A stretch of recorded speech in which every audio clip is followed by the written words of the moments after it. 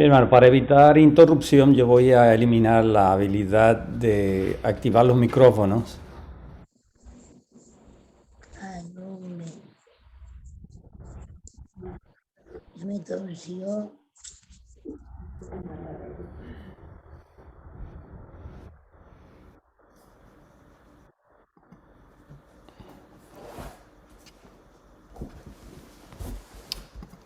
Muy bien, hoy continuamos con nuestra temática de la santificación en el Nuevo Testamento y hoy vamos a hablar acerca de la santificación de Cristo. Yo no espero, ¿verdad?, que ustedes estén perfectamente de acuerdo conmigo en todo lo que decimos, ¿no? Pero por lo menos el que sus mentes sean inquietadas a un estudio más profundo acerca de la palabra del Señor.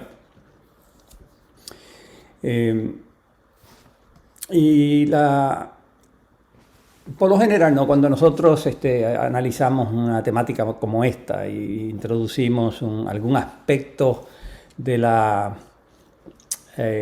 salvación de Dios, estamos limitados, ¿no?, porque tratamos de cubrir mucho material en el tiempo que tenemos y tenemos que ser más generales en nuestra exposición, ¿verdad? En ocasiones pues volvemos sobre la temática y cogemos un versículo o un capítulo y desarrollamos todo lo que ese versículo significa en el contexto en que se encuentra, ¿verdad? Pero en esta ocasión, y lo que hemos venido haciendo, por lo general lo que queremos es que ustedes vean de manera panorámica el significado de la palabra, en este caso santificación, a través del Antiguo Testamento y el Nuevo Testamento. Y usted debe de ir y coger algunos de estos versículos que se dan y hacer un estudio más profundo, leyendo el contexto y viendo cómo ese contexto ayuda a entender mejor la temática, ¿no?, de la santificación.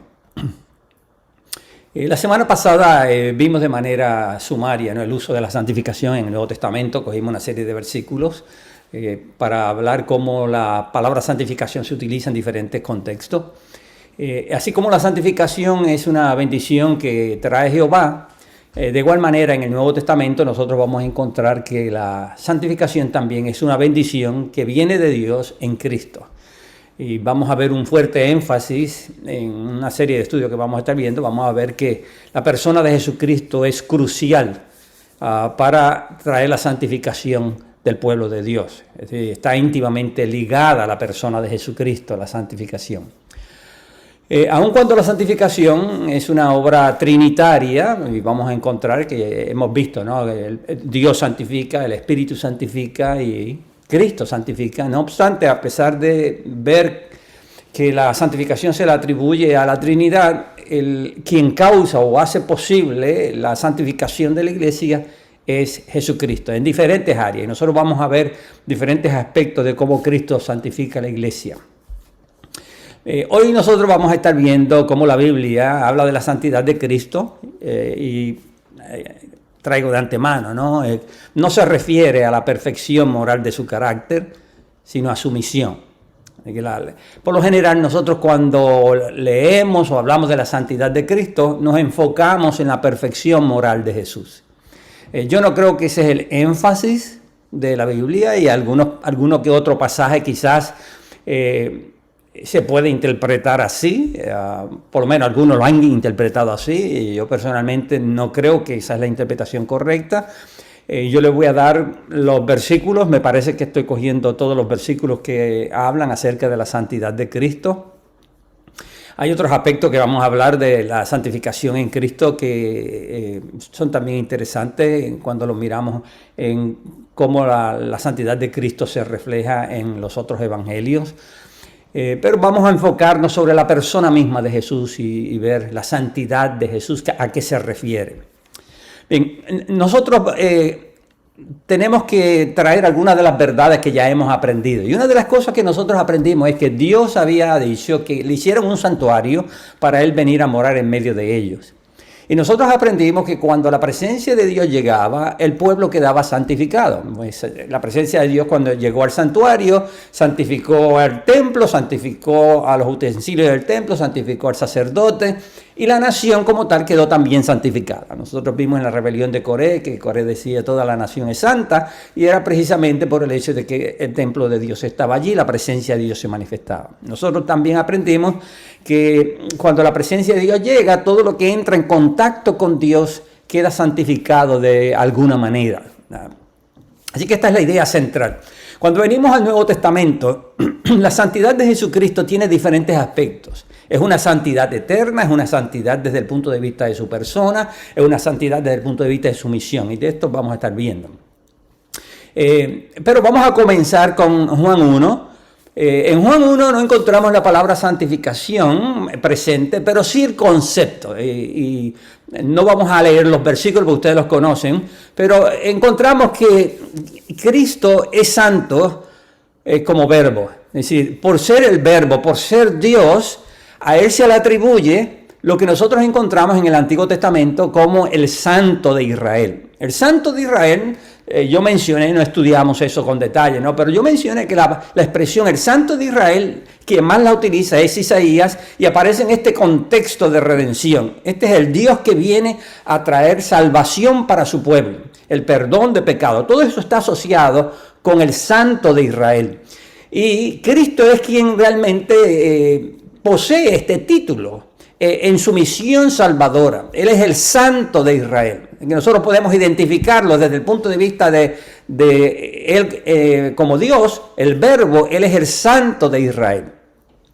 Y la realidad es que nosotros encontramos versículos en el Nuevo Testamento que nos dice que el Jehová que estuvo actuando en la historia de Israel era Cristo mismo. Encontramos versículos como esto y vamos a citar uno de ellos ahorita.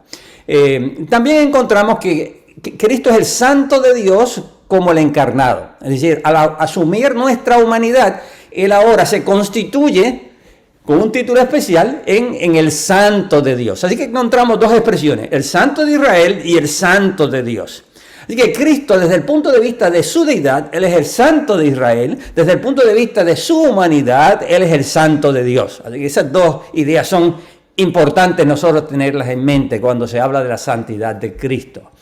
En el contexto de Juan, lo que me llama la atención es este concepto del santuario, de cómo la gloria divina descendía a morar en el santuario, que es lo que nosotros aprendimos, que es lo que santificaba a la nación, que ahorita hice alusión a ello.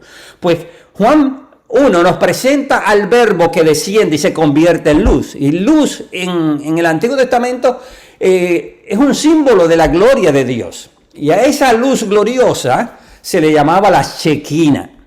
Shekinah, es una palabra hebrea para decir morada. Es la morada de Dios. Así que cuando se trataba de hablar de este Dios que se hacía cercano, que venía a estar en medio de los hombres, se utilizaba la palabra Shekinah. No es una palabra que aparece en la Biblia, es una palabra que utilizaron los judíos para describir esta idea de la presencia de Dios. En ese sentido, cuando nosotros vamos a Juan 1, esta luz, que ahora es el Verbo que desciende, nos dice en el versículo 4 que ese Verbo se hace carne y habitó entre nosotros. Y la palabra habitar significa, o literalmente significa tabernaculizar, tomar un tabernáculo. Así que la luz, que es la Shekinah de Dios, ahora está descendiendo, viene al mundo y se coloca ahora en este tabernáculo, en este templo que es el cuerpo de Jesucristo. Así que la persona total de Jesucristo se constituye en el templo de Dios que ahora viene a habitar entre los hombres. Y en ese sentido usted puede ver este concepto de santidad está asociado con el Verbo eterno que ahora viene a la tierra a santificar a su iglesia, a santificar al pueblo. De la misma forma que la Shekinah santificaba a Israel, ahora el Verbo viene en estos tiempos, viene ahora para santificar a la nación. Y si usted entiende eso en el contexto de la historia de la redención, de lo que ha venido sucediendo a través de la historia, cuando la presencia de Dios se manifestaba en el templo, cuando Dios abandonaba el templo, los juicios venían. Así que ya llegamos ahora al tiempo de la cautividad de Babilonia, donde la Shekinah de Dios abandonó el templo. Y ahora la Shekinah de Dios regresa en la persona de Jesucristo. La Shekinah de Dios. Así que es un tremendo anuncio Y encontramos expresiones o títulos que se le dan a Jesús para enfatizar en esto. Se le llama Emmanuel, que significa Dios con nosotros. Es la misma idea de hágame un templo y yo voy a habitar en medio de ustedes. Dios está con nosotros. Así que es la idea de que la Shekinah de Dios ha descendido, vuelve nuevamente a su templo. Pero en esta ocasión es el templo de la humanidad de Jesús. Es Dios ahora en carne, de una forma única, especial, como nunca se había visto en la historia. Ahora se ha revelado en la persona de Jesucristo. Y por eso es que Juan nos habla de que el verbo, este verbo que se ha hecho carne, es el instrumento para Dios traer su revelación. Porque el Dios que nadie había visto, ahora estaba siendo visto por los hombres en la persona de Jesucristo, en el verbo hecho carne.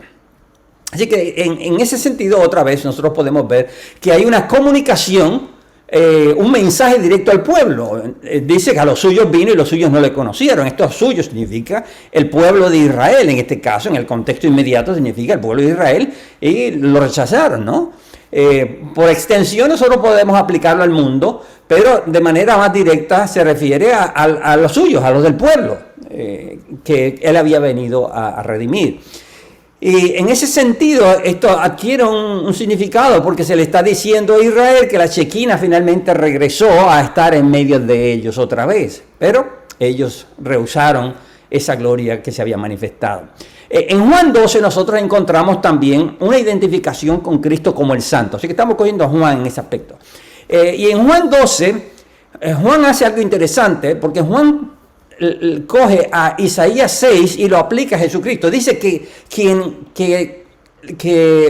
Isaías, cuando dijo las palabras del capítulo 6, se estaba refiriendo a Jesús. Note lo que dice Juan 12:39.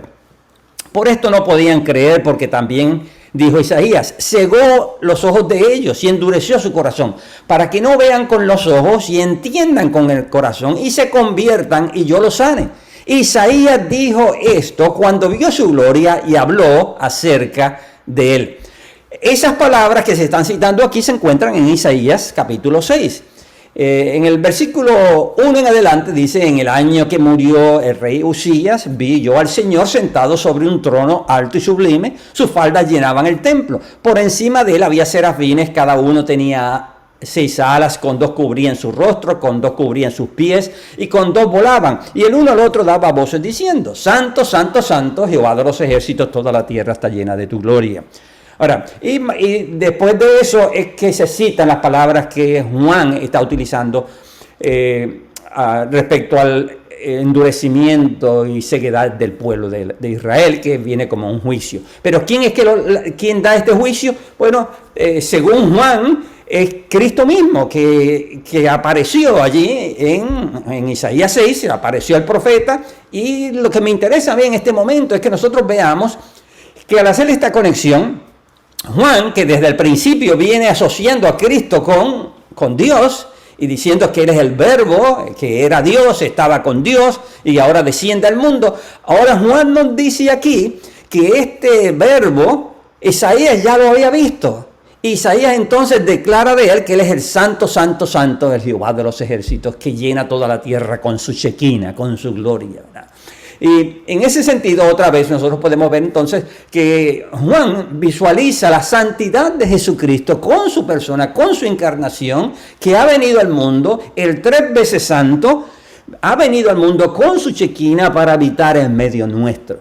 Así que esa es la conexión que nosotros podemos ver, que Juan nos está haciendo en todo momento, que quien vino al mundo es el mismo Dios y ha venido para santificar nuevamente a su pueblo, es decir, a constituirlo en el pueblo de Dios, y eso sucedía cuando la presencia de Dios se manifestaba y entonces el pueblo quedaba santificado para Jehová.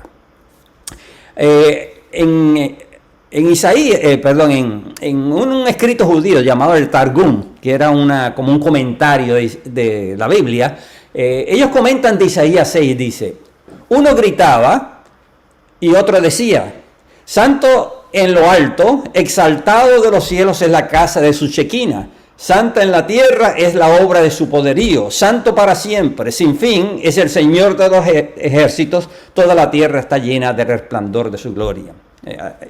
Ellos cogieron el pasaje lo leyeron y introdujeron algunas cosas como explicación. En el versículo 5 de Isaías 6 dice: entonces dije, ay de mí, porque he pecado, porque soy un hombre culpable para condenar. Y habito en medio de un pueblo contaminado por el pecado, porque mis ojos han visto la gloria de la Shequina, del Rey de los mundos, el Señor de los ejércitos. Y el 6 dice: entonces voló uno hacia mí, uno de los ministros, y en su boca había una palabra que había recibido de la Shequina, del cual estaba sentado en el trono de la gloria en los cielos más alto, encima del altar. Así que es una palabra de la Shequina que ahora viene para tocar los labios del profeta y limpiarlo. Así que todos estos versículos lo que están hablándonos constantemente es de esta conexión que hay con el descenso de la luz, de la gloria de Dios que desciende al mundo, que se le llama la Shequina, y Juan está haciendo todas estas conexiones para que nosotros entendamos que esa Shequina, esa gloria que santificaba a la nación, es el mismo Cristo. El Verbo que ahora, al tomar nuestra humanidad como un templo, viene a residir en medio nuestro. También hay algo que me gustaría compartir con ustedes, está asociado con esto para confirmar esta idea, ¿no? La Shequina estaba asociada con diferentes cosas. Cuando Dios venía a morar en medio de un grupo, se decía que la Shequina de Dios estaba allí. Por ejemplo, dice, cuando una persona estudia la Torá, la Shequina está entre ellos. La Torá es la ley. Estoy leyendo un escrito judío. Cuando 10 se reúnen para orar, allí descansa la Shequina, dice otro escrito judío. Y el último, porque hace conexión con las palabras de Jesús, dice, cuando 3 se sientan como jueces, la Shequina está con ellos. Y en Mateo 18:20 se hace esa conexión. Jesús dijo, porque donde estén 2 o 3 congregados en mi nombre, allí estoy yo en medio de ellos. Y esa idea de 2 o 3 congregados en mi nombre, en el contexto es para hacer juicio.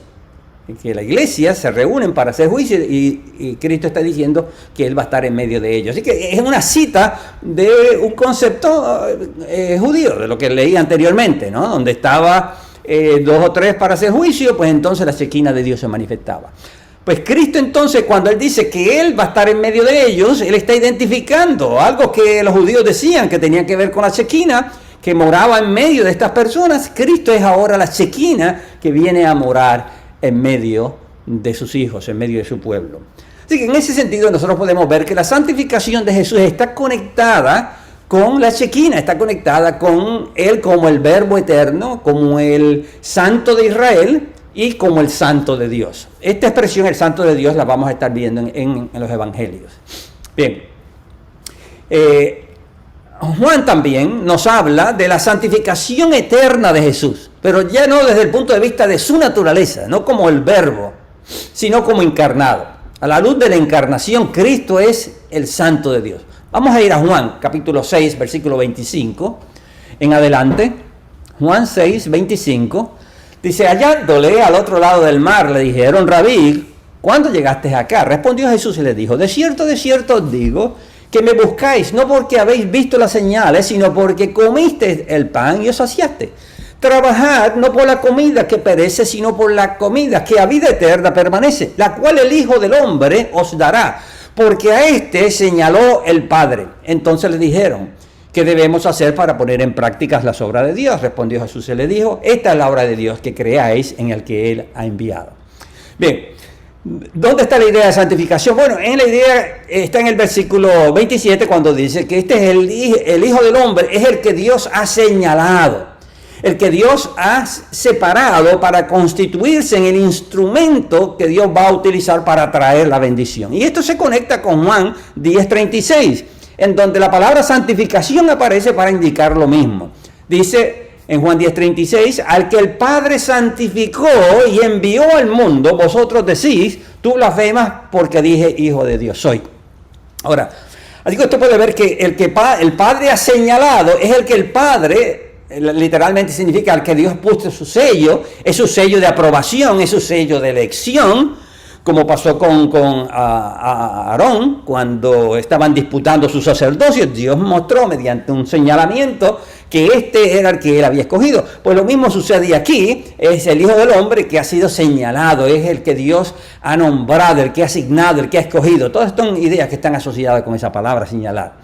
Pero en Juan 10:36 es donde esa noticia que al que el Padre santificó y envió al mundo, vosotros decís que blasfema porque dijo hijo de Dios soy. Ahora, noten que en Juan enviar expresa la misión de Jesús. Este es el que Dios ha enviado. En otras palabras, es su apostolado. Ustedes saben, la palabra apóstol nosotros siempre la asociamos con los 12 apóstoles. Pero la palabra apóstol, el primero de los apóstoles es Cristo. Cristo es el enviado. La palabra apóstol literalmente significa eso, enviado. Y en el libro de Hebreos, creo que es en el capítulo 3, si mal no recuerdo, se le llama a Cristo el apóstol de nuestra profesión. Se le da ese título, el apóstol. Sí, en ese sentido, Cristo está hablando de eso, de su apostolado. Él ha sido enviado para comunicar la revelación de Dios.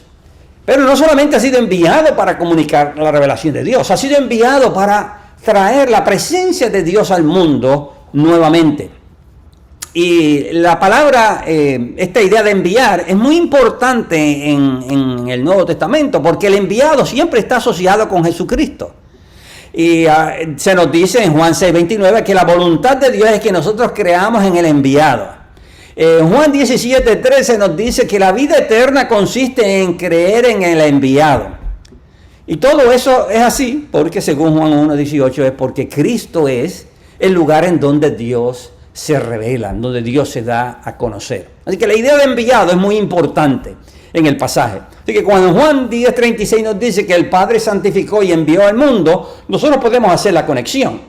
La palabra santificación está conectada con el envío de Jesucristo. Él ha sido santificado y ha sido enviado al mundo. ¿Cuándo fue santificado Jesucristo? Bueno, el pasaje nos está diciendo que antes de ser enviado fue santificado. Así que Él fue santificado y puesto que fue santificado, entonces fue enviado al mundo. Y la palabra santificación aquí abarca muchos aspectos de la obra de Jesús.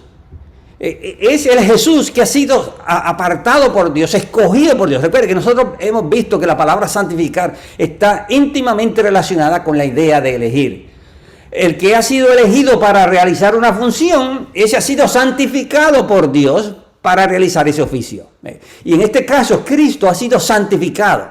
El que es el Verbo eterno, que es santo, el santo de Israel, ahora en el plan de la Trinidad, Él fue santificado para ser enviado al mundo. Y eso es lo que Juan 1 nos está diciendo. Así que la santificación de Jesucristo consiste en Él identificarse con la humanidad, en Él asumir nuestro cuerpo y realizar toda esta obra que Él llama la voluntad del Padre. El Padre me envió para que haga la voluntad. Y entonces Él empieza a escribir de diferentes maneras cuál es esa voluntad que el Padre le ha enviado. Una de las cosas que dice que es la voluntad del Padre que ninguno se pierda. Así que esa es la voluntad del Padre. Cristo vino y fue santificado para comunicar esa verdad. Así que su santificación está conectada con la encarnación y con su misión.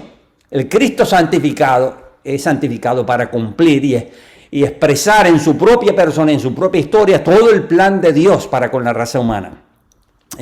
Cristo fue santificado para convertirse en el Cristo, para convertirse en rey, sacerdote y profeta. Recuerde que la santificación se conecta muy a menudo con el sacerdote, nosotros lo vimos, se conecta con la nación. Y en ese sentido, cuando Cristo se hace hombre, ha sido santificado. El Jesús hombre ha sido santificado para cumplir el propósito de Dios. Así como Israel fue santificado y fracasó en cumplir la misión de Dios, este nuevo hombre ha sido santificado por Dios y va a cumplir la misión de Dios. Y en los evangelios eso es precisamente lo que nos proclama, que Él ha cumplido la misión. Bien, así que ya hemos visto dos puntos. Cristo es santo desde el punto de vista de su deidad, porque este es el Santo de Israel y su conexión con Israel. Y Cristo es santo desde el punto de vista de su elección eterna como aquel a quien Dios habría de utilizar para traer la salvación al hombre y traer la revelación al hombre. Este es el que Dios está enviando. Así que es desde el punto de vista de su misión. Así que la santificación de Jesucristo eterna, antes de venir al mundo, sucede por causa de la necesidad del hombre de ser redimido y de Dios darse a conocer. Y en Cristo estas cosas suceden. Bien, Cristo también es santificado en su nacimiento. Así que estamos viendo diferentes elementos. Cristo es santificado en su nacimiento. Y aquí yo voy a un pasaje que quizás alguno de ustedes quiera interpretarlo de diferentes maneras, ¿no?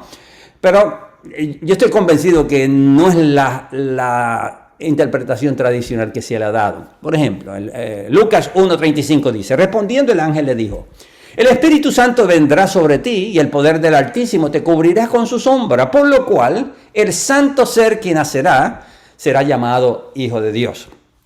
Y generalmente cuando se lee este pasaje, la interpretación que se le da es que el santo ser que nacerá significa que la naturaleza de Jesucristo es diferente a todas las nuestras y por lo tanto Él es un ser sin pecado. Yo no creo que es eso lo que el pasaje está diciendo.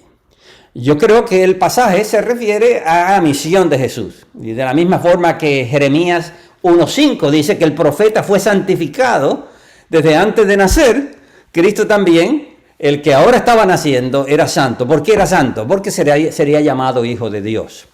En Lucas, la expresión Hijo de Dios no significa deidad, significa Mesías. Y eso lo vemos porque en Lucas capítulo 2, Lucas 1, hablando del nacimiento de Jesús, dice que el que nacerá santo, indicando con esto, Él ha sido escogido por Dios y al nacer, quien está naciendo es el elegido de Dios para ser el Mesías o llamado el Hijo de Dios. Y en mismo Lucas, en el capítulo 2, versículo 22, dice, cuando se cumplieron los días de la purificación de ellos, conforme a la ley de Moisés, le trajeron a Jerusalén para presentarle al Señor, como está escrito en el libro de la ley. Todo varón que abriere la matriz será llamado santo al Señor, y para ofrecer conforme a lo que se dice en la ley del Señor, un par de tórtolas y 2 palominas. Ahora, usted puede ver que santo, todo aquel que nacía, que era primogénito, era santo. Así que ya sabemos que Jesús, por ser primogénito, ya era santo. Pero en Lucas 1, la santidad de Jesús está asociada con Él como Mesías. Así que ya vemos entonces que desde el punto de vista del nacimiento de Jesús, Jesús es llamado santo en el nacimiento a partir de las obras que habría de realizar. Dios le está comunicando a María que de ella iba a salir el Mesías. El santo de Israel, el santo de Dios habría de nacer del Mesías, de María. Y María lo entiende y por eso dice, desde ahora en adelante me llamarán bienaventurada en todas las naciones, ¿verdad? Porque Dios le dio este privilegio. Ahora, también está énfasis en la santidad de Cristo como Mesías. Nosotros lo encontramos en otros lugares en Lucas. Lucas 4:33 nos dice, estaba en la sinagoga un hombre que tenía un espíritu de demonio inmundo, el cual exclamó a gran voz diciendo, déjanos, ¿qué tienes con nosotros, Jesús de Nazareno? ¿Has venido para destruirnos? Yo te conozco quién eres. Note, el diablo está diciendo, estos demonios están diciendo, yo sé quién tú eres. ¿Y cómo lo identifican? Dice, tú eres el santo de Dios. Así lo identifican, yo sé quién tú eres el santo de Dios. Ahora, inmediatamente las personas leen esto y dicen, bueno, el santo de Dios significa que los demonios estaban reconociendo que él era un hombre sin pecado. Bueno, los demonios lo sabían porque estaban tratando precisamente de que él pecara, de que él de alguna forma frustrara el plan de Dios. Eso era lo que se estaba pretendiendo en todo esto, ¿no? Pero ¿qué era lo que ellos estaban confesando? ¿Qué es lo que los demonios estaban diciendo? Bueno, el versículo 40 en adelante lo explica. Dice, al ponerse el sol, todos los que tenían enfermos de diversas enfermedades, los traían a él. Y poniendo las manos sobre cada uno de ellos, los sanaba. También salían demonios de muchos, dando voces y diciendo, tú eres el Hijo de Dios. Pero él los reprendía y no les dejaba hablar porque sabían que él era el Cristo. ¿Qué significa los demonios confesando a Jesús como Hijo de Dios? Lo estaban confesando como el Mesías. Que Jesús los mandaba a callar porque Jesús no quería que en ese momento se conociera que él era el Mesías. Ahora, usted puede ver, el anuncio a María, según Lucas, es que el que iba a nacer santo era el Hijo de Dios.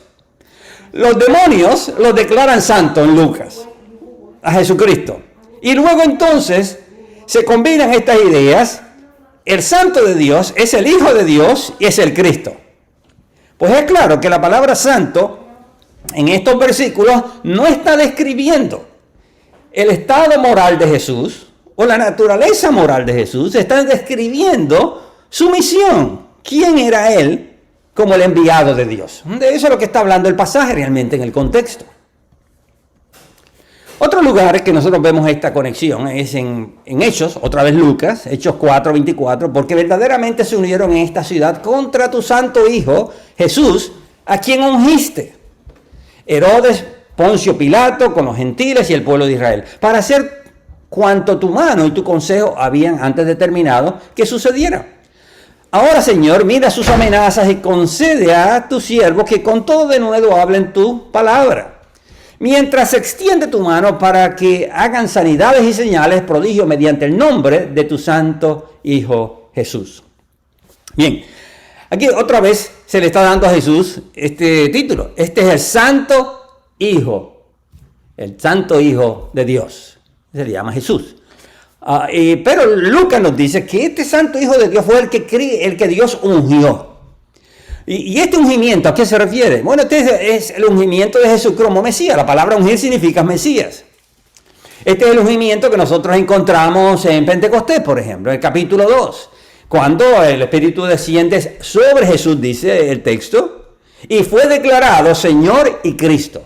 Así que es de ese ungimiento de Cristo como ahora el nuevo rey y sacerdote. Recuerde que en la Biblia los que se ungían, aparte del ritualismo del templo, los que se ungían eran los sacerdotes y los reyes. Esos eran los dos que se ungían. Creo que en una ocasión se menciona el ungimiento de un profeta. Pero fuera de eso, el énfasis está en estos dos oficios. Y nosotros leemos, ¿no?, en el Antiguo Testamento la palabra ungir, que viene de la palabra Cristo realmente. La palabra Cristo significa literalmente ungir. La palabra Mesías en hebreo significa ungir. Así que eso es lo que la palabra significa. Así que al identificar a Cristo como el que Dios ungió, está diciendo que Cristo es el Mesías. El santo Hijo de Dios es el Mesías, el que Él designó y nombró como el Mesías. Así que ese es el énfasis que usted puede ver que tiene la palabra santo cuando es conectada con Jesús, es para describir su oficio como Mesías. Bien, Cristo también es santificado en su ascensión. Ya mencionamos un poquito de eso. En su ascensión, cuando Cristo asciende al cielo, también hay un elemento de santificación. ¿Quién es el que asciende? Asciende el Santo de Dios, otra vez. En Hechos 2, 22 en adelante dice, varones israelitas, oíd estas palabras. Jesús Nazareno, varón aprobado por Dios, entre vosotros con las maravillas, prodigios y señales que Dios hizo entre vosotros por medio de él, como vosotros mismos sabéis. Esta idea de aprobado significa que Jesús Dios dio todas las señales y evidencias de que Jesús era el Santo de Dios, el que Dios había nombrado para ser el Mesías. Y todas estas señales, de eso era lo que comunicaban. Ahora, recuerden, nosotros no estamos diciendo que las señales de Jesús solamente era para mostrar su mesianismo. También las señales de Jesús en el libro de Juan se nos presenta que es para mostrar precisamente que quien ha venido al mundo es Dios encarnado. Así que nosotros no podemos separar esas dos ideas. Luego sigue diciendo, el versículo 23, a brinco un poquito más adelante, prendiste y mataste por manos de inicuos, crucificándole, al cual Dios levantó, suelto los dolores de la muerte, por cuanto era imposible que fuese retenido por ella.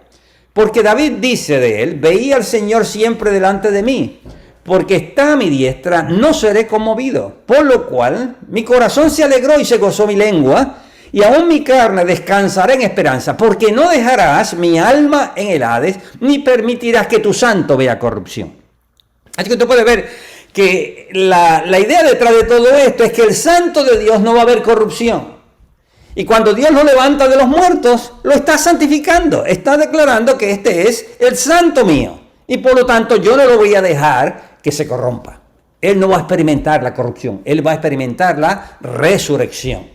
Así que la resurrección testifica de la santidad de Jesús, proclama la santidad de Jesús. Este es el santo que Dios había anunciado de que no vería corrupción. Y con el levantamiento de Jesús se revela la santidad de Jesús. En otras palabras, se revela que este es el Mesías de Dios. Eso nosotros podemos apreciarlo porque si usted lee el capítulo 2, hay un argumento entre Pedro con la audiencia y está diciendo si estos pasajes se refirieran a David, pues entonces David hubiese resucitado, pero hasta el día de hoy nosotros tenemos su tumba. Por lo tanto, estos pasajes no se refieren a David, se refieren al Mesías. Ese es el argumento que se está utilizando. El santo de Dios aquí no es David, es el Mesías. Ahora, más adelante nosotros vamos a ver que este título por extensión, los santos de Dios, cuando es en plural, se refiere al pueblo de Dios. Y vamos a estar viéndolo en un próximo estudio. En Romanos nosotros encontramos esta misma idea. En Romanos capítulo 1 nos dice, versículo 1 en adelante, un pasaje muy conocido por nosotros ya, trillado y martillado tantas veces, ¿verdad? Dice Pablo, siervo de Jesucristo, llamado a ser apóstol, apartado para el evangelio de Dios. Que Pablo nos dice que él ha sido separado para el evangelio de Dios. Entonces, la palabra separar es interesante porque es la misma palabra que se utiliza para los fariseos. La palabra fariseo, lo que significa es eso, separado. ¿Separado para qué? Bueno, separado para Dios. Y esta idea de separación implica santidad, la santificación. Recuerda que parte de la idea de la santificación es ser apartado para Dios. Le pertenece a Dios. Pues Pablo está diciéndonos aquí que él ha sido separado para Dios. Ha sido santificado para Dios. Lo mismo que pasaba con los nazarenos. ¿Y con qué propósito? Bueno, fue con el propósito, dice el versículo 3, de hablarnos de este evangelio que es acerca del Hijo de Dios, nuestro Señor Jesucristo, que era del linaje de David según la carne. Aquí usted puede ver lo que Hechos 2 venía hablándonos, ¿no? De Cristo descendiendo de la simiente de David y por lo tanto Él es el verdadero santo de Dios. Y en el versículo 4 Pablo dice, hablando de Jesús, que fue declarado Hijo de Dios con poder, según el Espíritu de Santidad, por la resurrección de entre los muertos. Ahora, usted puede ver que el Espíritu de Santidad es el que declara que Cristo ahora es Hijo con poder. Y ser Hijo con poder, recuerde, este es el Hijo de Dios que venimos hablando. Es el Hijo de Dios, este es el Mesías de Dios. Y por ser el Mesías de Dios, ahora nosotros lo encontramos en la tierra como el Mesías humillado. El letrero en la cruz decía, este es el Cristo. Este es el Cristo judío, el que está siendo crucificado. Pues en la resurrección, Dios, dice ahí, por el Espíritu de Santidad, lo ha declarado Hijo de Dios con poder, con autoridad. Eso se refiere a la exaltación de Jesús, lo que nosotros vimos en Hechos 2 también. Es la exaltación de Jesús como rey y como sacerdote a la diestra de Dios. Y dice que esto sucedió por la resurrección de entre los muertos. Así que es según el Espíritu de Santidad, el Espíritu que lo ha santificado ahora por la resurrección de entre los muertos. Así que la resurrección es la santificación de Jesucristo. Noten que hay una diferencia, la santificación eterna como el enviado y la santificación de Jesucristo en su resurrección. En la resurrección, que está conectada con la muerte de Jesús sirve como el medio para santificarlo a él como sacerdote, algo que encontramos en el libro de Hebreos cuando estudiamos. Y la resurrección está testificando de el Cristo ahora en este estatus de gloria, en esta posición de gloria, en donde él ahora, por el Espíritu de Santidad, ahora él ha sido nombrado rey y sacerdote. Y ese es el énfasis que nosotros encontramos en el libro de Hebreos. Cristo es el sacerdote. Cristo como sacerdote y Cristo como rey han sido instaurados mediante la resurrección, ha sido instaurado en el cielo con estos oficios. Así que cuando nosotros hablamos del sacerdocio y el reinado de Cristo, eso acontece después de la resurrección, donde Él es exaltado con estas posiciones. Y el libro de Pentecostés, el capítulo de Pentecostés, Hechos 2, precisamente de esto es que habla. Yo he mencionado en otras ocasiones, Hechos 2 no es para hablar de la iglesia, es para hablar de Jesucristo, de la entronización de Jesucristo a la diestra de Dios como rey y como sacerdote. El autor o Lucas, ¿no?, en Hechos, enfatiza en el aspecto de su reinado, de su mesianismo como rey. El autor de Hebreos enfatiza en la ascensión de Jesucristo desde el punto de vista de su coronación como sacerdote. Así que son dos libros que enfatizan dos realidades en la persona de Jesucristo que acontecen en la resurrección. Bien, finalmente, nosotros encontramos que se habla de la santidad de Cristo en el contexto de una actividad propia de Jesús. Es decir, algo muy similar a lo que aprendimos en el Antiguo Testamento. Dios santifica y el hombre se santifica para Dios. Y en este caso, nosotros vamos a encontrar en Juan 17, versículo 19, en donde Cristo se santifica para el Padre. Ahora, note que esta santificación de Jesucristo que se habla aquí, yo no he encontrado a nadie que se atreva a decir que cuando Jesús dice aquí yo me santifico, significa que Él se está limpiando de su impureza, de su corrupción moral, ¿no?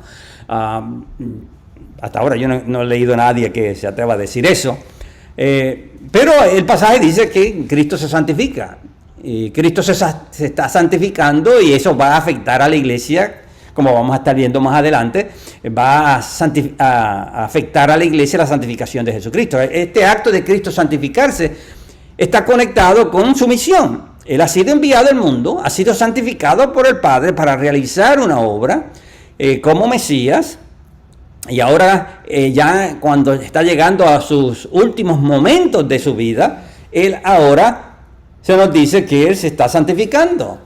Y la idea de la santificación aquí tiene que ver con el terminar la obra que el Padre le había encomendado, para el cual Él lo había santificado. Así que cuando Cristo se santifica y el Padre lo santifica, no son dos tipos de santificación. Es una misma santificación, pero vista de dos ángulos diferentes. El Padre, cuando lo santifica, le da la misión. Y el Hijo, cuando se santifica, está realizando la misión. Cristo la está llevando a cabo durante su vida, ¿no? Así que como el santo de Dios, Él está llevando a cabo la misión que Dios le ha dado, y luego entonces nosotros podemos ver que cuando Él se santifica, está diciéndonos que le va a poner ahora el punto final a la obra que el Padre le había encomendado. Así que su último acto como hombre santificado de Dios, como el santo de Dios, lo estaba manifestando ahora allí en la cruz. Así que desde la perspectiva histórica del Dios del Jesús que ha sido asignado o santificado por el Padre para cumplir la misión, Él termina esta etapa de su obra cuando Él dice que Él se santifica, y su santificación afecta también a todos aquellos que están en Cristo, como vamos a ver más adelante. Así que la palabra santificación en Jesús, en esta última etapa, yo le llamo el perfeccionamiento de la santidad de Jesús. Y me gusta esa expresión, ¿ves? Porque yo creo que Pablo utiliza algo similar, y en ese sentido nos ayuda a poder entender también a Pablo, porque el perfeccionamiento de la santidad de Jesús aquí indica hacia dónde apunta la santidad que Jesús ya posee y que Él está ahora cumpliéndola en este acto donde Él se entrega para morir por todos nosotros. Bien, en conclusión, mi hermano, para no extenderlo mucho, en conclusión, santo en Cristo significa su elección eterna, como el Mesías, como la cabeza representativa de la iglesia. La santidad de Cristo está unida a la encarnación, no se puede separar de la encarnación, y esta idea de la encarnación es muy necesaria y útil para nosotros poder describir la santidad de la iglesia y la misión de Jesús. La santidad de Cristo no describe su naturaleza, como hemos dicho. nosotros vamos a encontrar que Cristo es santo en virtud de su elección, en virtud de la encarnación, en virtud de su oficio como profeta y en virtud de su glorificación como rey y como sacerdote. Como dije, no creo que la palabra santo, cuando se utiliza para Jesús, está describiendo su carácter moral. Aunque lo damos por sentado. Muy bien, pues aquí terminamos nuestra presentación de hoy. Vamos a dar oportunidad de algún tipo de aportación o comentario que usted quiera hacer. No encuentro por aquí a William. Parece que no se ha podido unir. Ok, adelante, si alguien tiene, déjeme activar el micrófono.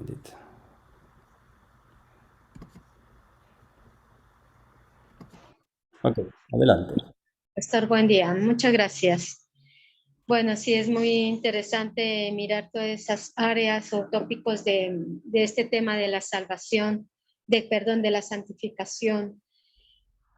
Y bueno, ahorita justamente meditando en todo esto de Jesús, cuando su merced presentó este punto donde dice que en Lucas, donde dice que él es el santo ser, o que es el Mesías, que se estaba presentando como el Mesías, que es la misma expresión de ungido, ¿no es cierto? Cuando él estaba diciendo que no quería que ser revelado todavía, pero los demonios ya lo revelaban. Me trajo a mi memoria, pues, si Mesías es ungido, yo no sé, ahorita estaba leyendo en Juan, en el bautismo de Jesús. No sé cuándo aprendimos esto de que en el bautismo de él fue cuando fue ungido como rey y sacerdote. Buscándole ahorita justamente a ver dónde dice eso, pero no lo encuentro. Ahora, vino a mi mente justamente todo esto, ¿no?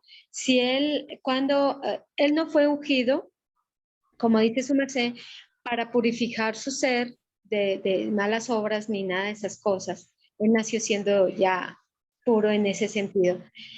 Pero tampoco fue ungido como, no sé si podría decirlo, no sé, como una persona que nace común y corriente y luego lo escogen para una labor especial. O sea, ahí hay una confusión medio especial, ¿no? O sea, no es verdad la pregunta mía, su merced que ha estudiado con respecto a Jesús, ¿es verdad o no es verdad que en el bautismo de él fue ungido como rey sacerdote? Bueno, todo depende de lo que uno quiera decir por ungido. Él es el hombre del Espíritu, el hombre lleno del Espíritu. En ese momento se presenta Jesús de esa forma. Y hay un anuncio en ese momento, un anuncio. Es un anuncio que anticipa lo que nosotros vamos a encontrar en Hechos 2. Lo está anticipando. Quien ha sido introducido en este momento y tiene el sello de la aprobación de Dios es el Mesías, que ahora va a tener que confrontar la tentación. Así que toda la experiencia de Jesús es en donde él logra la victoria sobre Satanás, manteniendo su posición como el salvador del mundo. Es decir, que el diablo no pudo impedir la obra que él habría de realizar. No pudo impedir que él fuera el Mesías de Israel, porque si hubiese fracasado, hubiese pecado, pues entonces la labor que él vendría a realizar como el Mesías no lo hubiese podido llevar a cabo. Así que el diablo trata ahora de tentarlo y provocarlo para que, al igual que Israel, no pueda cumplir su misión. Y nosotros vemos ya el resto de la historia, donde sí, él cumple su misión. En la cruz del Calvario, entonces le pone el punto final a eso. Y la declaración que ahora se hace, ¿no? Ahí es donde entra muy bien lo que dice Romano, ¿no? Cristo es hijo de Dios, pero ahora es hijo de Dios con poder. Así que la primera declaración que sucede en el bautismo es donde se declara, este es el Hijo de Dios. Pero si él no vence, entonces él no logra esa posición exaltada como Hijo de Dios con poder, donde el reino se le entrega, todos los derechos del reino, todos estos reinos que Satanás le está prometiendo, si le sirve a él, Cristo habría de ganarlos mediante la victoria sobre Satanás. Y por eso el libro de Apocalipsis también, el capítulo 12, habla de algo similar, donde nos presenta que el niño que nace asciende al cielo y Dios lo declara, ¿no? Que ahora ha llegado la salvación, el reino y la autoridad de Dios y de su Cristo. Indicando precisamente que entonces lo que se anuncia en el bautismo se está confirmando y se le está entregando a Jesús el derecho de reinar como Mesías y como Señor sobre todas las cosas. Así que yo no lo separo, yo creo que el bautismo hay una anticipación, un anuncio de que el que ha sido introducido en el mundo es el Mesías de Dios, pero su mesianismo de nada le sirve si él no logra la victoria sobre los poderes del mal. Y el Pentecostés está asegurándonos que Cristo ganó la victoria. La resurrección está asegurándonos de que Cristo ganó la victoria y por consiguiente entonces la ascensión de Jesús es el momento donde oficialmente Él recibe todo poder y toda autoridad como el hombre que representa a la humanidad. Recuerde, todas estas cosas están conectadas con el hombre, con la humanidad. No están conectadas con el verbo propiamente, están conectadas con el verbo encarnado. Así que en ese sentido yo creo que lo del bautismo hace alusión o anticipa lo que habría de acontecer luego en Pentecostés. No sé si eso le ayuda. Pues sí, sí, bueno, en el punto específico de que Jesús desde que nació es santo, como dice, el santo ser nacerá de ti. Es porque podría decir así, porque ya fue separado para eso. La palabra separar o es ahí, ¿no? Ahora, la palabra ungir,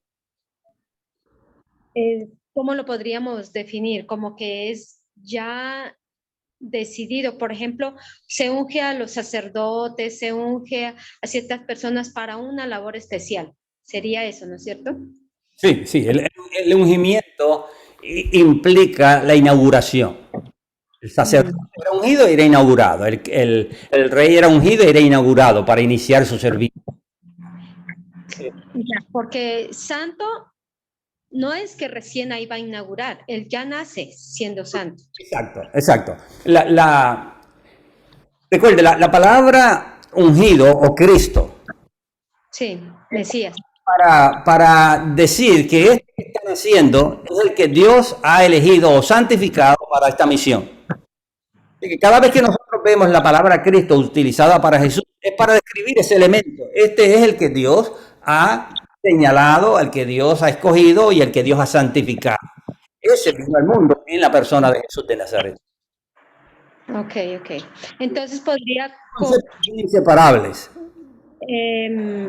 Podría concluir de pronto que el santo ser nace santo, ya nace con esa misión de venir al mundo a salvarlo, como dice Juan 3:16. Y él viene a comenzar una tarea, justamente la de salvación, de entregar su vida, pero tiene sus momentos, ¿no? Y como veíamos en el bautismo, como que se da ese inicio o se inaugura esa labor a la cual va a comenzar, ¿no? Y a esa podríamos decir que ahí cabe la palabra ungir para esos momentos que ya están predeterminados. Sí, se podría. Yo no veo ningún problema en eso, ¿no? No se utiliza la palabra ungido para ese momento, pero por su conexión con Pentecostés, yo creo que sí, está hablándonos de esa primera etapa de la obra de Jesús y de una segunda etapa que luego se inicia con su resurrección. Son dos momentos diferentes. Generalmente nosotros nos enfocamos en la primera etapa. Pero Él es ungido tanto en la primera como en la segunda, porque Él es el Cristo de Dios en todo momento. Ha sido, como usted mismo dice, ¿no? Ha sido señalado por desde la eternidad, confirmado en su nacimiento, cuando se le dice a María, que es el Santo de Dios, el Hijo de Dios, y lo que nosotros vemos a través de todo el Evangelio, ¿no? ¿Cómo termina Mateo su libro? Con la confesión de un romano diciendo, este era verdaderamente el Hijo de Dios. Y eso está conectado con el letrero de la cruz, ¿verdad? Así que todo eso indica que aunque nosotros separamos, que fue lo que yo hice en mi estudio, ¿no? Separar cómo la palabra santificación se utiliza para describir diferentes momentos de la persona del verbo hecho carne, y se utilizan para nosotros poder ver diferentes aspectos. Pero es la santificación que viene desde la eternidad, que se desarrolla en la historia y que termina con su santificación cuando asciende a la diestra de Dios. En ese sentido, la palabra santificación describe la totalidad de la obra de Jesucristo. Amén. Gracias, pastor. Hermano Marco. Buenos días, hermanos y hermanas. Dos cositas que quisiera apuntalar también. La palabra chequina o chequiná en hebreo significa la presencia de Elohim en Israel, en el tabernáculo. Nosotros sabemos que estaba, ¿no es cierto?, el tabernáculo al principio en el desierto y después en el templo de Salomón. Y aparece otra segunda palabra que es muy similar, que es la chejina, con J, que se deriva de la palabra chojen, que morar dentro. Es decir, entonces que la chejiná es Dios morando dentro. Es lo que usted decía al principio en relación a eso. Y en relación a Mesías o Mesías o ungido, nuestro Elohim tenía tres tipos de ungidos, no Mesías, porque el único Mesías es Cristo. Tenía a los sacerdotes, a los profetas y los reyes. Incluso usó a reyes paganos. En el caso, por ejemplo, de Isaías 45:1, que dice, Ciro mi ungido, emplea esa palabra. Eso solamente quería aportar para aclarar un poco más el asunto. Muchas gracias. Claro. Bendiciones. Y no se le olvide el asunto de mañana. Claro. Gracias, hermano. Definitivamente, ¿no? Si usted lee esos pasajes, ¿no?, donde se habla de el sacerdote o el rey como Mesías, como Mesías, ungido Mesías, ¿no?, que la palabra en griego, en hebreo es Mesías. La traducción es Cristo o el verbo que se utiliza. Es en griego. En el griego, en la versión de los 70 lo traduce como Cristo, ¿no? ¿Sí? Ciro mi Cristo.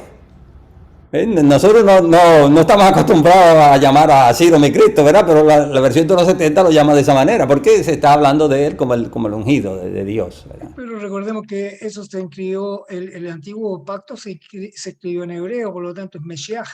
Sí, claro. Y eso lo mismo pasa, bueno, con muchas palabras, para no extenderme. No, sí está bien. Sí está bien. Sí, no, claro, fue escrita en hebreo, por eso dije, ¿no?, que cuando nosotros leemos la palabra Cristo en el Nuevo Testamento para hablar de Jesús, el problema que nosotros tenemos muchas veces es que creemos que Cristo significa un nombre propio, y no un nombre propio. Está hablando del oficio de Jesús, que es lo que él habría de realizar. Y la palabra Mesías, una de las características que es interesante en el Nuevo Testamento, es que es una palabra corporativa. Nosotros, otra vez, siempre la vemos desde el punto de vista de un individuo, pero también es corporativa.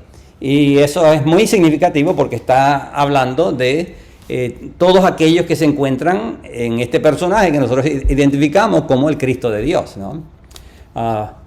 Pero quizás cuando hablemos de la santidad de la iglesia, quizás podamos hablar un poquito más de eso. Bien, gracias, hermano Marcos. Bien, Pedro.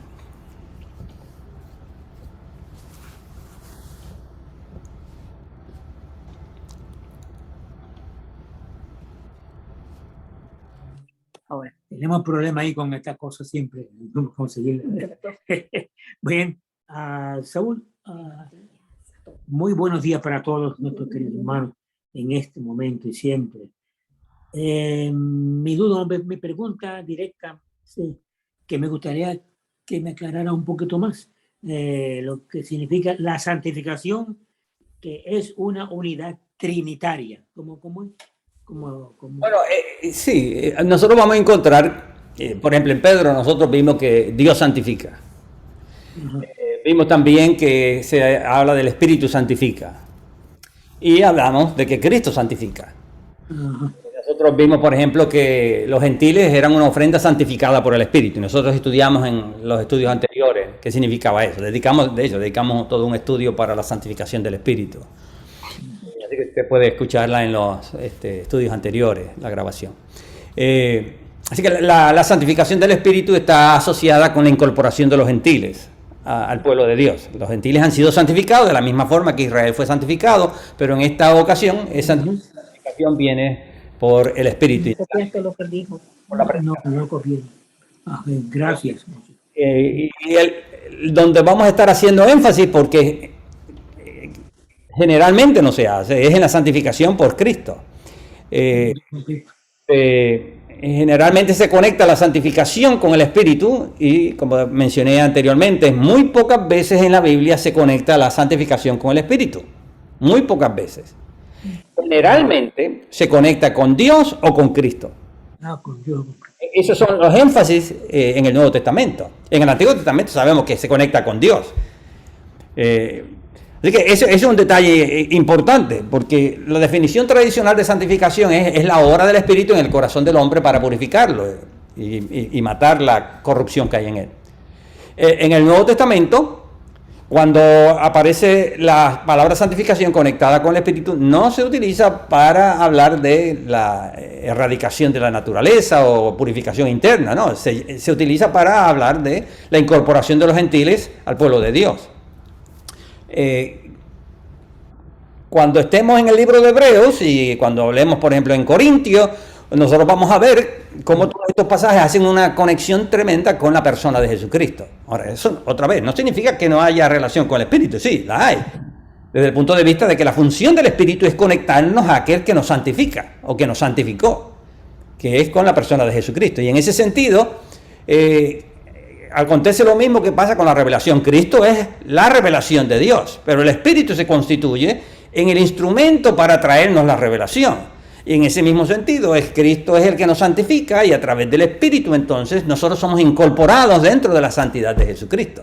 Y es lo que vamos a estar viendo con mayor detalle. Muy bien, gracias. Ok, no sé si hay alguien más que quiera. Un agradecimiento, pastor, para usted por el estudio de esta mañana, igual para todos los hermanos que intervinieron, que están interesados mucho más en el tema, igual para todos los hermanos que están enlazados a través de Zoom. Un agradecimiento a todos y cada uno de ustedes, hermanos, y que damos cada semana, seguimos sumando más y más para poder ayudar a impartir, a dar a conocer la palabra de Dios. Y un agradecimiento muy cordial al pastor Saúl, igual a su esposa, a través que nos da mucha alegría al interpretar esos cánticos hermosos para nuestro Dios. No sé si alguno de los hermanos tiene alguno que decir, porque ya se integra, no se integra el pastor Anduesa, él está en el sur de Quito, en una de nuestras iglesias.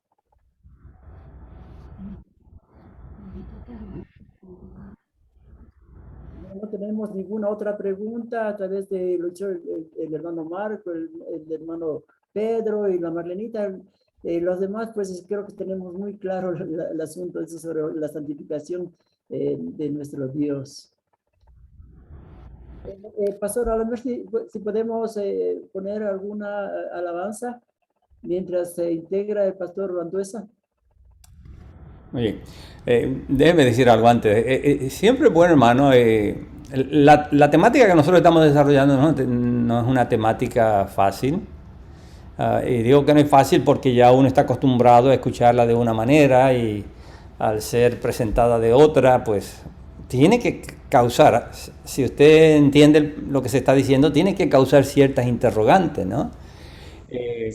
Y es bueno que usted la exprese, no importa cuán sencilla sea para usted, que es posible que otras personas tengan también inquietudes similares.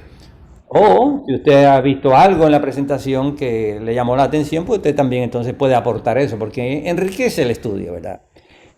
Muchas veces yo veo que unas temáticas tan complicadas como las que se están desarrollando, como que no hay como respuesta, respuesta en términos de levantamiento de inquietudes.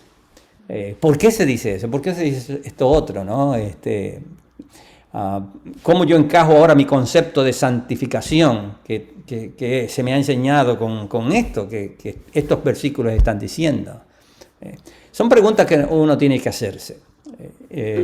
Son muy propias en cualquier estudio, no es solamente en este, en cualquier estudio.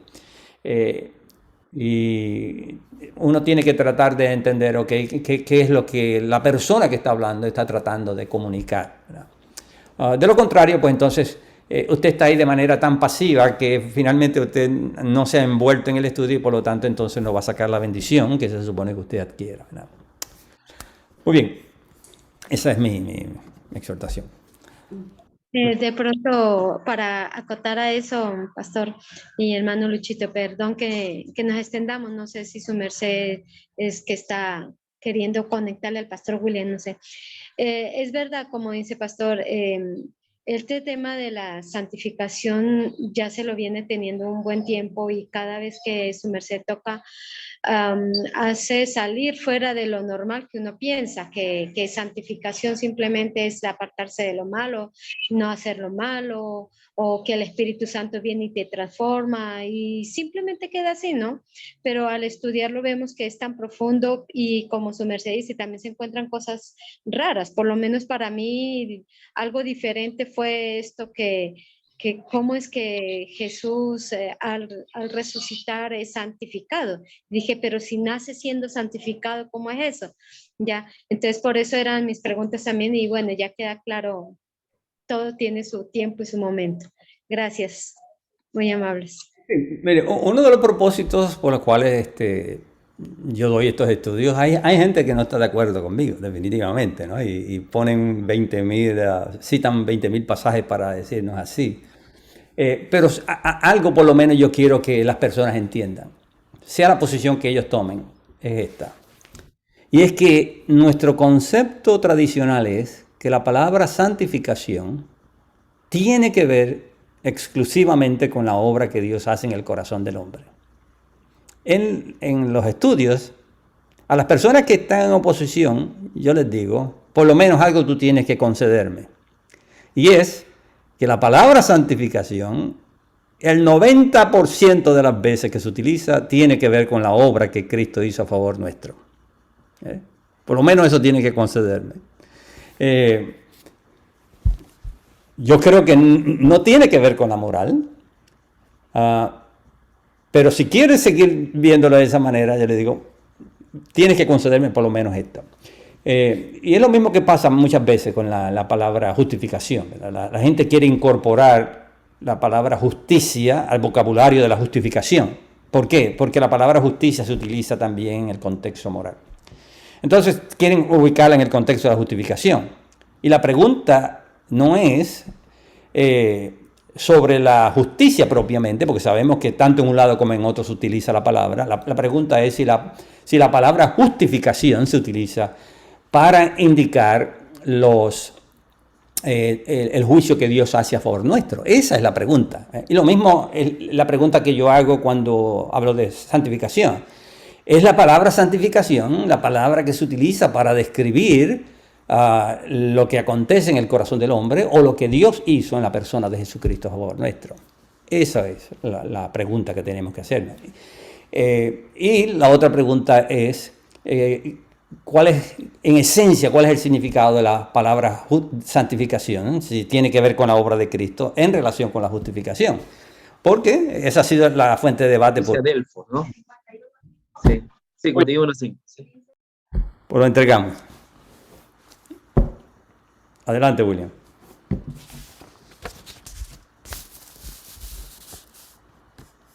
Creo que se paralizó William. William, adelante.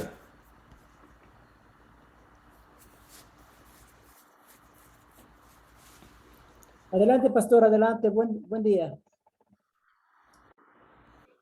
Mis hermanos, ¿ya acabaron? Sí, sí. Ok. Es que aquí estamos también en el servicio. Qué bueno, qué bueno. Entonces, solo para redondear aquí a los que están, nosotros estamos condenados por el pecado de Adán y también ¿por qué más? Porque también nacemos en pecado. ¿Desde cuándo nacemos en pecado? Desde el vientre, ¿no? Desde el vientre. Nosotros somos pecadores, ¿sí? Desde el vientre de nuestras madres. ¿Ok?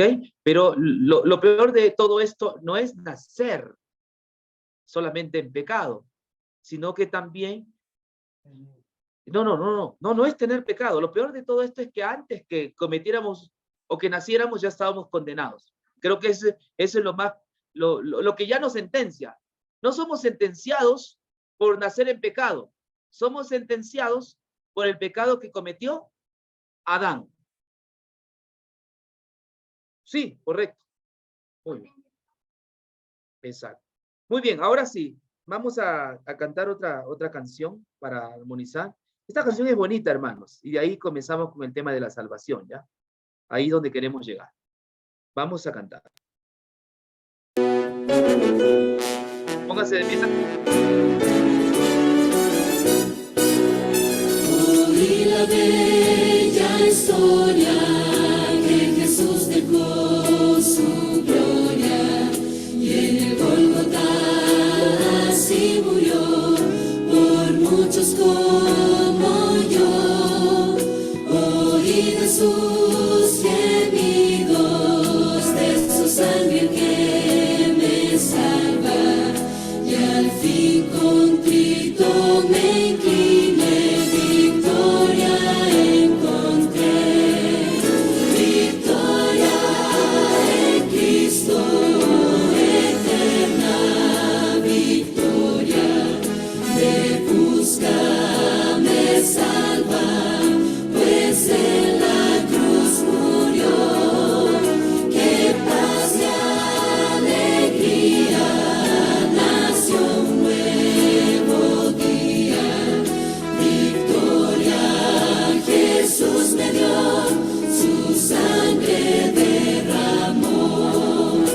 Oí